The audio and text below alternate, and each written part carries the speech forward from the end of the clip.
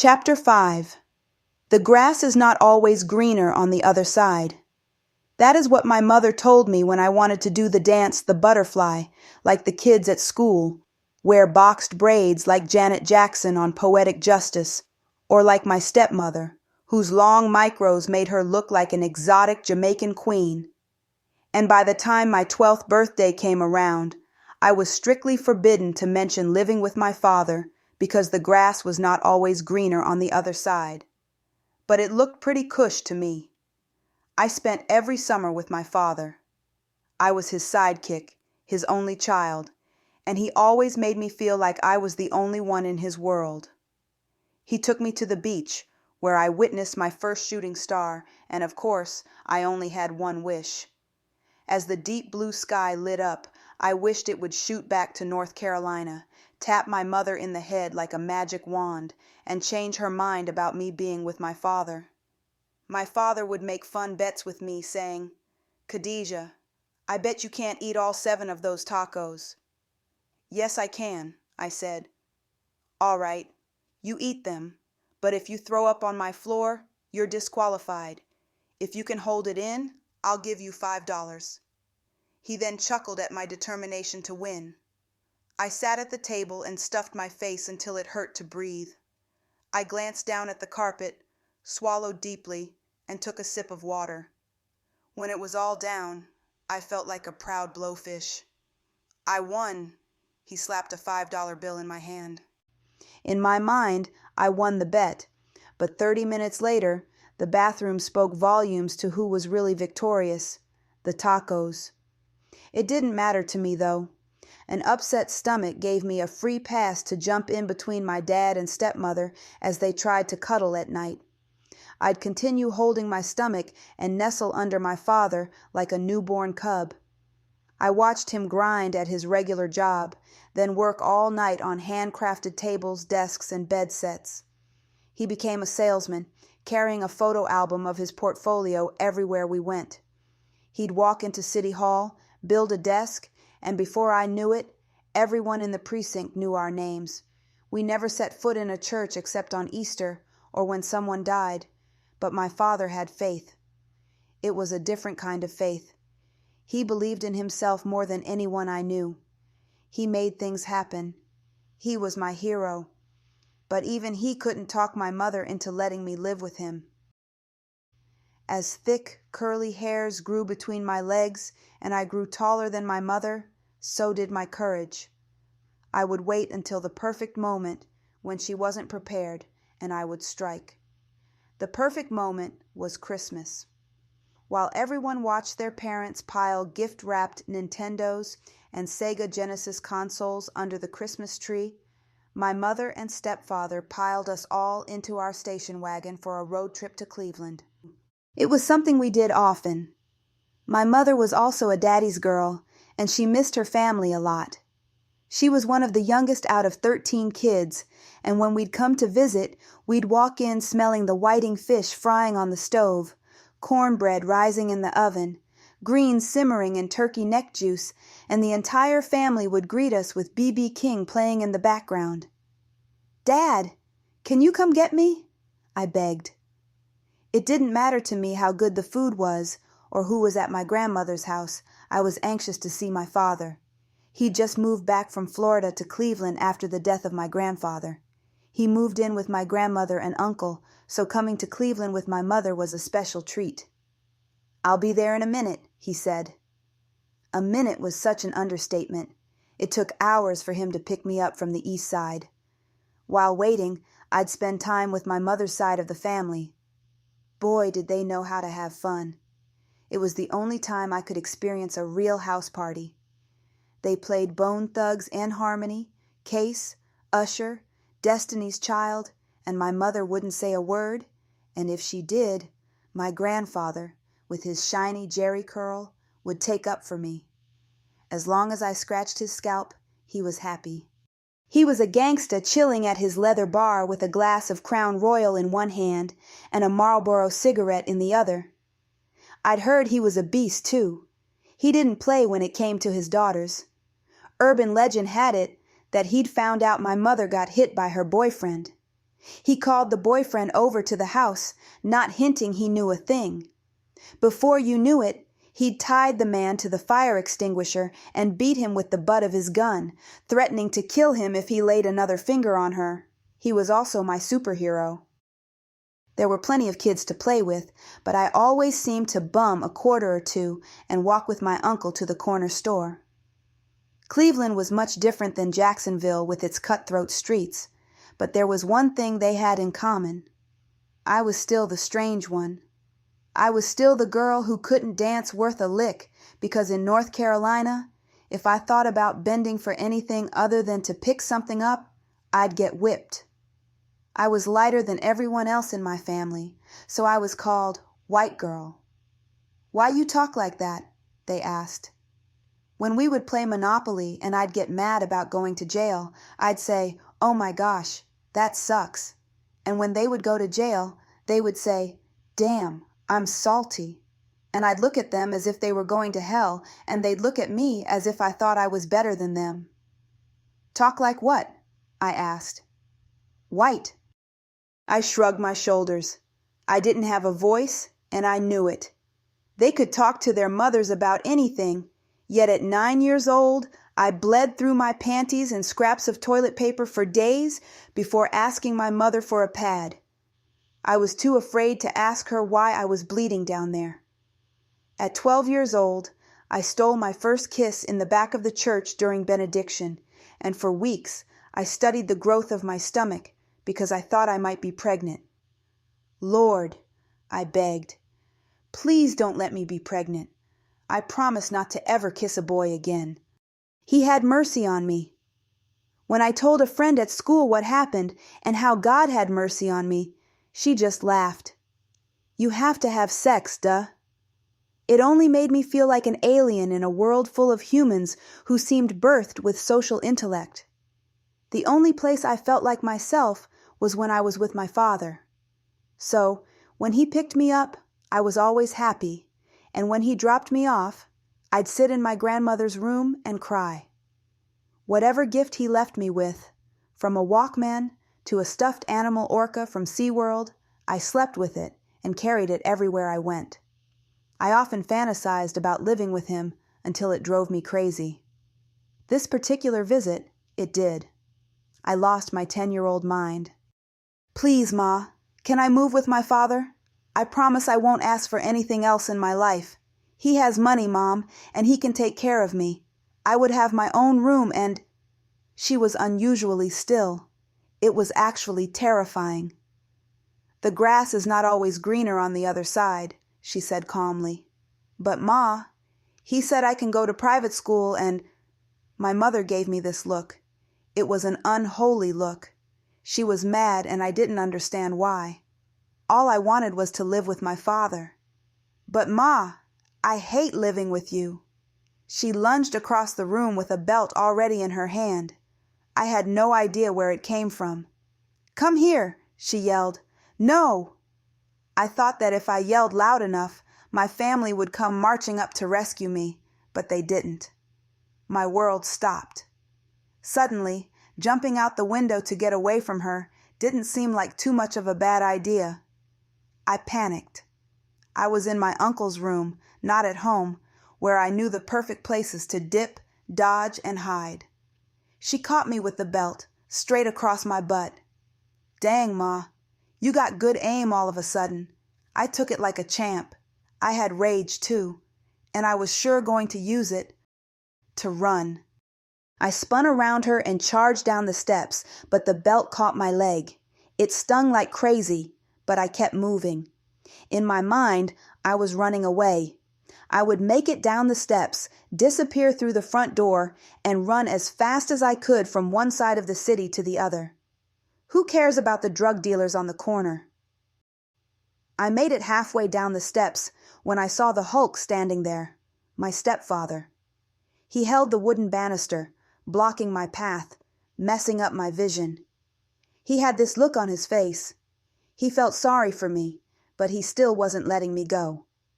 I ran back up, and there my mother was, standing there with the belt, one hand on her hip, with fire in her eyes. "What did I tell you?" she said. "You're not living with your father." "I hate you," I yelled. I'm sure every neighbor on the street heard me, and I'm sure they heard the belt too. She whipped the demons out of me, but still, I wasn't giving up. I took the whipping, got the whipping hiccups under control, and waited for her to go back downstairs. As soon as it got quiet, I tiptoed my butt to my grandmother's room and called my father. It rang once, it rang twice, and in between, it seemed like an eternity. "What you doing on the phone?" my grandmother questioned. My heart dropped and suddenly I had to boo-boo. "Hello, hello." I could hear my father getting louder and louder. I slid the phone back on the hook. "Nothing," I said. I eased my way back into my uncle's room and listened as the phone rang downstairs. It was my father. I heard him asking my mother why I had called. I got a couple of more whacks that night, thinking if I cried and begged hard enough she'd break. It only made her madder. Eventually, I fell asleep, but I was determined. I would live with my father. Not only did I have faith the size of a mustard seed, but I also had picked up on this special determination and belief in myself from my father. Nothing was going to stop me. Chapter 6. I couldn't understand for the life of me why my mother wanted me so bad. I'd done everything I could possibly do to be a bad kid. I rolled my eyes when I wasn't in arm's reach. I talked to boys on the phone, bumped Tupac when she was at church, and my mood swings got me smacked in my mouth more than I wished. I didn't understand. "Ma," I said, peeling at my nails. It was almost midnight and we were driving from church. Seemed like the perfect time to ask, since she'd just finished shouting up and down the aisle of the holy church. "Mom, mother, mother dearest." I smiled through my nerves. "Can I ask you a question?" She turned down the music. "Sure, go ahead." Why don't you let me live with my dad?" I'd got it out. I cheered for myself on the inside. I finally asked her the question burning in my mind. She fell silent. She tapped her fingers against the steering wheel and then glanced back at me. "Because I love you. Because I want to protect you, and I don't want to see you hurt. If only you knew, Khadijah. If only you knew." She shook her head, as if she had something heavy on her mind. She'd been through a lot. I'd imagined and often wondered if she was running from something in Cleveland, if something was haunting her there. She left when I was just 2 years old. She married my stepfather, a sergeant in the Marines, and moved to Jacksonville, North Carolina. But something was strange about it all. When I thumbed through her old photo album, she looked free and happy. Her wedding, which seemed fit for a queen, was set in a historic church cathedral. She wore a beautiful white gown, which stretched halfway down the center aisle, and the church was full of friends and family. It seemed she lived in a different world back then. It was the most beautiful wedding I'd ever seen. But now, we were broke. I didn't understand it. My mother reached back and patted me on my knee. It was a simple touch, but it meant the world to me. I love my children and will do anything for them. That includes you, Khadijah. I was the middle child, and always felt like she didn't love me as much as everyone else. She worried herself sick about my oldest sister.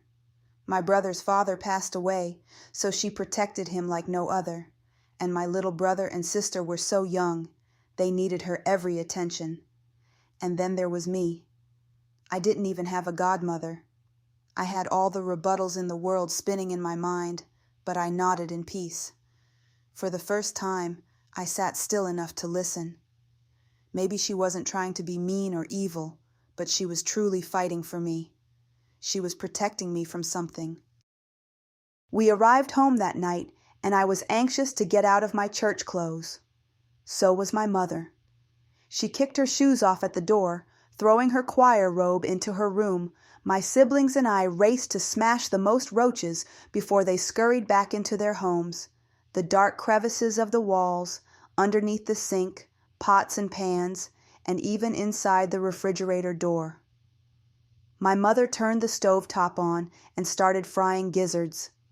It was our after-church ritual.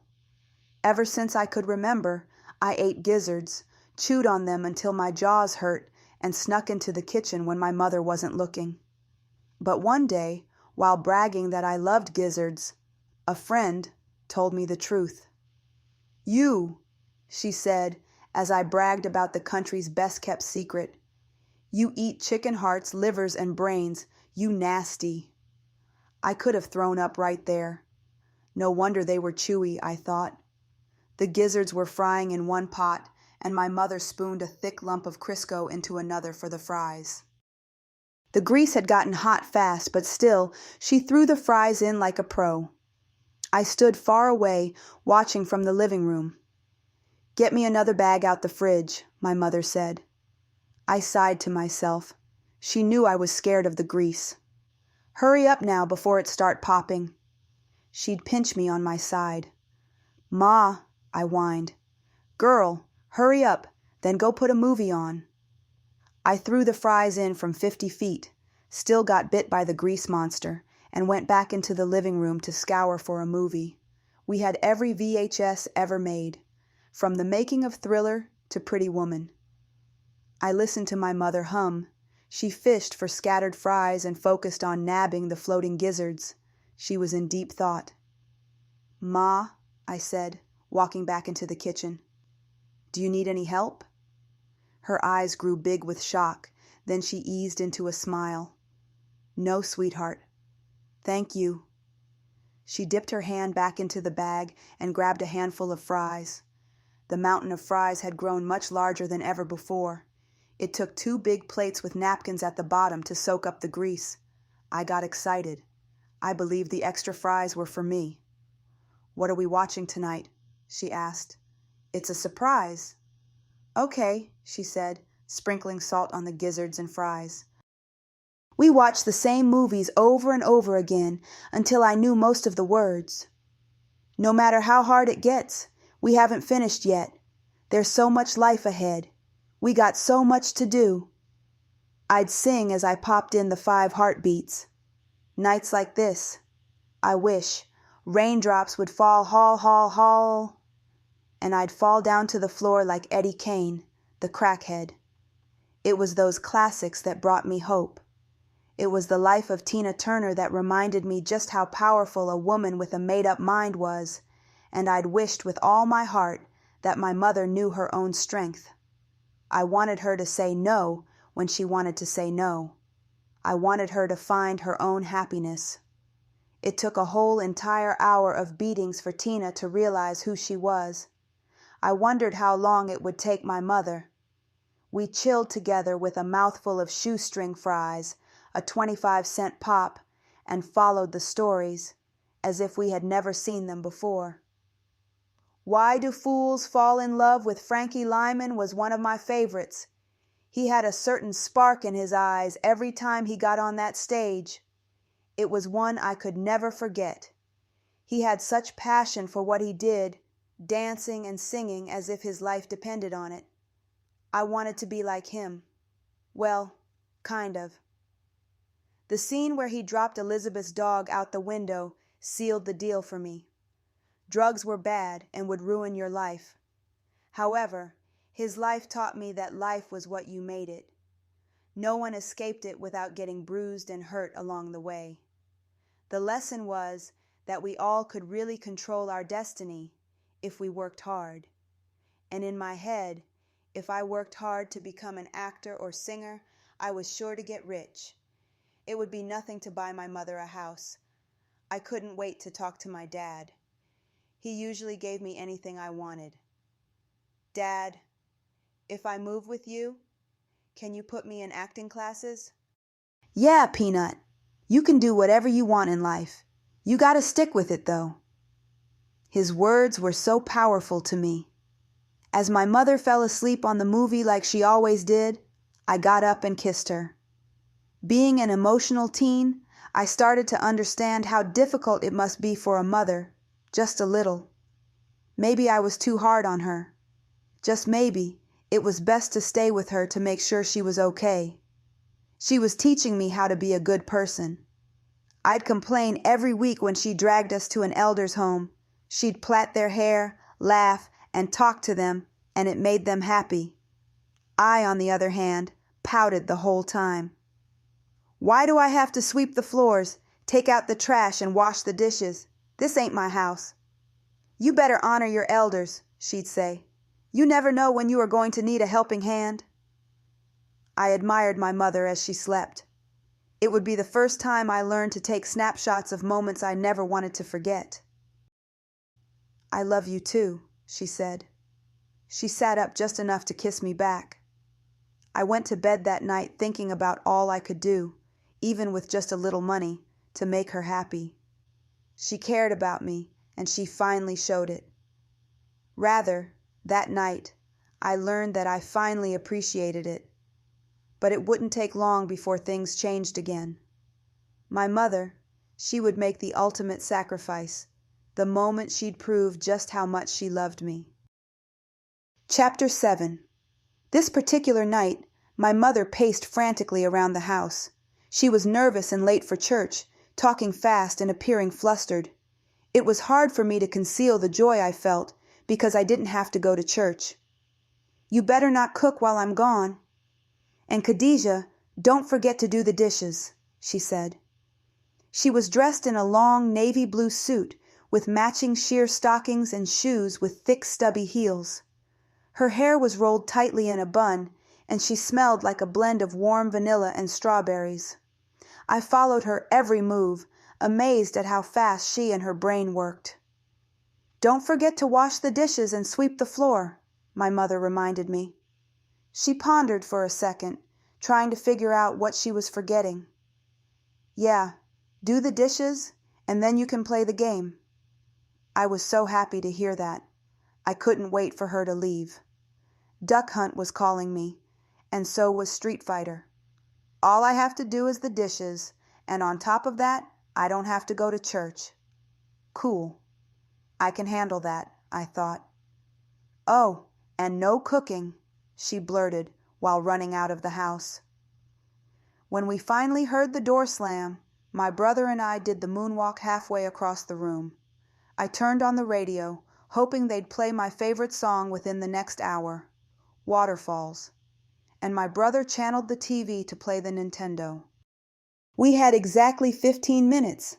If she didn't come bursting through the door within that time, we knew she was at church, in the choir stand, singing to the Lord. As soon as it felt safe, we jumped on. No need to worry about the dishes. It would take her at least 2 hours to come back home. It was my turn, and my brother was itching for me to get burned by fireballs or split open by the ninjas' flying axes. We were both sitting on the floor Indian style. We were so close to the 13-inch box TV, we could have kissed Luigi himself. It was our version of a house party, especially since we could turn the volume up the loudest and be completely zoned out. Absolutely no interruptions. It was all fun and games until we heard a key slide into the doorknob. I jumped up in shock, but was not quick enough. The door had opened and my stepfather appeared. The look on my face screamed I was guilty and awaiting sentencing. He stared back at me. It was an intense and intimidating stare, one I'd always feared. I looked away. It was much easier to just focus on the game. Why are you playing the game? Didn't your mother tell you to do the dishes? My heart beat just a little bit faster, but still, I was too afraid to look up at him. I shrugged my shoulders instead. Mom said, I stuttered. My hands began to shake, my voice quivering over each syllable. Mom said to wait until she get back because we don't have enough dishwashing liquid. I don't know where that lie came from, but it seemed to work. A slight conniving grin formed on my face. I don't know where that came from either. He eyed me for a second, taking in every word, examining the wavelengths of my voice. He was a Marine. He possessed the discipline of a Marine and commanded respect, but this time he walked away. My heart pounded so hard I wanted to grab my chest, but I concealed it by jerking my hands on the remote controller up, down, and around to the movements of Mario. The further he moved away from us, the calmer I became, and the moment he shut his bedroom door, I knew I had won. A couple of hours passed and my mother finally made it home. Walking in on us playing the game made her furious, and I can't take it anymore kind of madness. It's something about video games that made her and all the adults I knew fly off the hinges. I had always thought it was jealousy that we were free to play and not working. It was something about the noise, the excitement, and the freedom we had that sparked something crazy within them. At least, that is what my imagination told me. She wrestled with her words. I guess she was trying to say too much too fast. I couldn't understand a word. Did you do them dishes like I told you? My eyes said it all. It wasn't that I didn't want to do them. I just got caught up in the game, I thought. I wanted to say it, but instead, I dropped my head. Come here, she snapped. I got up and met her at the back of the couch, facing her about an inch away from arm's length, just in case she got the urge to swing. Almost at the same time, I heard the door open in the back room. Those heavy footsteps getting closer and closer to me meant trouble. Dang gone it, the little in my voice whispered. This can't be good. He didn't even get out of the hallway good enough before he started fussing. Khadijah, I thought you told me that you were not supposed to do the dishes today.